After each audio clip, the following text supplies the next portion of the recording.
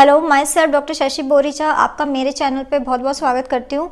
आज मैं आपको एक्सप्लेन करूँगी एक कंडीशन जिसका नाम है हिकअप्स। मैं आपको बताऊँगी कि ये क्या होता है, इसके कॉज क्या होते हैं, इसके सिम्टम्स क्या होंगे और साथ ही साथ कुछ होम्योपैथिक मेडिसिन जो इस कंडीशन के लिए बहुत ही ज़्यादा यूज़फुल है। लेकिन उससे पहले आप प्लीज़ मेरे चैनल को सब्सक्राइब कर लीजिए और जो बेल आइकन है उसे प्रेस कर लीजिए ताकि आपको मेरे आने वाली वीडियोज़ का नोटिफिकेशन मिलता रहे। तो चलिए स्टार्ट करते हैं। आखिर हिकअप्स क्या होता है? तो ये एक इनवॉलेंट्री कॉन्ट्रैक्शन होता है जो कि डायाफ्राम में होगा।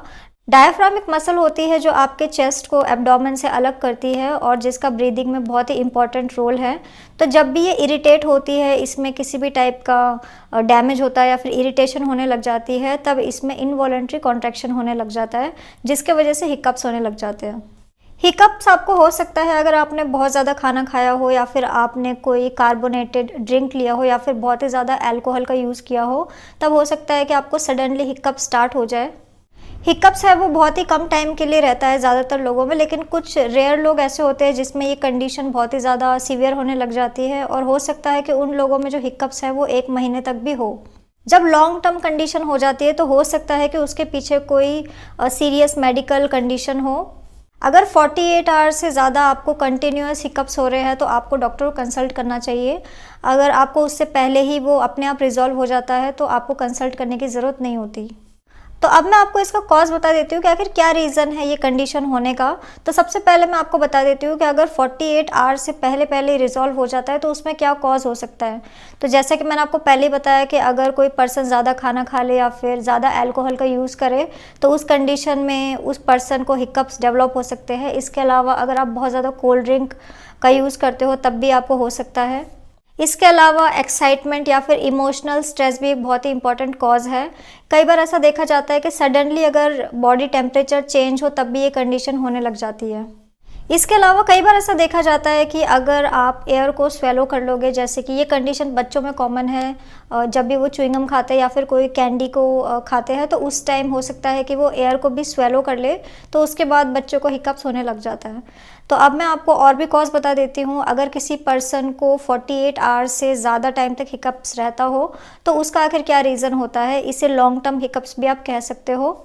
तो फर्स्ट कॉज तो यही है कि नर्व का डैमेज होना या फिर नर्व्स में इरिटेशन होना। तो 2 नर्व्स बहुत ही ज़्यादा रिस्पॉन्सिबल है, वेगस नर्व और फ्रेनिक नर्व। इन दोनों नर्व्स में जब इरिटेशन होगी या फिर ये किसी भी वजह से डैमेज होंगे तो हो सकता है कि उस पर्सन को लॉन्ग टर्म हिकअप्स की प्रॉब्लम हो जाए। इसके अलावा कुछ इन्फेक्शंस भी रिस्पॉन्सिबल है, जैसे कि एंसेफेलाइटिस हो जाए या फिर किसी पर्सन को मेनिंजाइटिस की प्रॉब्लम हो जाए तो उन लोगों में भी ये कंडीशन देखी जाती है। इसके अलावा स्ट्रोक वाले जो पेशेंट्स होते हैं उनमें भी हिकअप्स होने लग जाता है।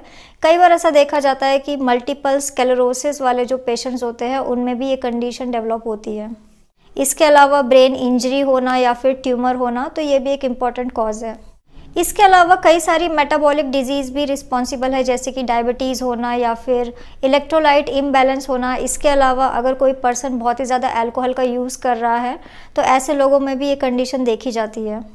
तो अब मैं आपको कुछ होम्योपैथिक मेडिसिन बता देती हूँ जो इस कंडीशन के लिए बहुत ही ज़्यादा यूज़फुल है। तो मेडिसिन जैसे कि आप ब्रायोनिया 200 का यूज़ कर सकते हो। इसके अलावा आप हायोसाइमस 200 का या फिर इग्नेशिया 200 का भी यूज़ कर सकते हो। अगर आपको गैस्ट्रिक सिम्टम्स भी डेवलप हो रहे हैं तो आप नक्सवामी का 200 का भी यूज़ कर सकते हो। ये सारी की सारी मेडिसिन बहुत ही ज़्यादा इफेक्टिव है इस कंडीशन के लिए। तो अगर आप इस कंडीशन के लिए मुझसे कंसल्ट करना चाहते हो या किसी और प्रॉब्लम के लिए आप मुझसे कंसल्ट करना चाहते हो तो आप मेरे व्हाट्सअप नंबर पर मुझे मैसेज कर सकते हो, मैं आपको रिप्लाई करूँगी। तो अगर आपको मेरा ये वीडियो यूज़फुल और इन्फॉर्मेटिव लगा हो तो आप प्लीज़ इसको लाइक कर दीजिए और साथ ही साथ आप मेरे चैनल को सब्सक्राइब कर लीजिए और जो बेल आइकन है उसे प्रेस कर लीजिए ताकि आपको मेरे आने वाली वीडियोस का नोटिफिकेशन मिलता रहे।